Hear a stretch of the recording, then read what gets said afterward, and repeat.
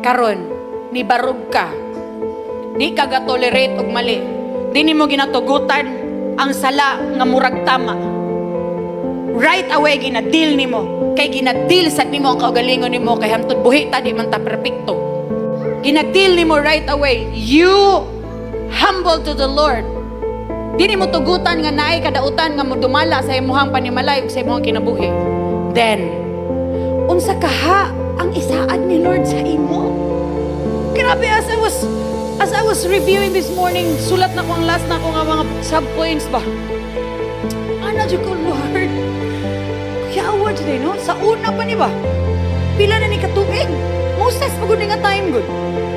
Hantod karon if you will track, even in the New Testament, di gyud palabyon ni Lord nga kawang sa iyang mata ang tanang gabarog para sa kamataron.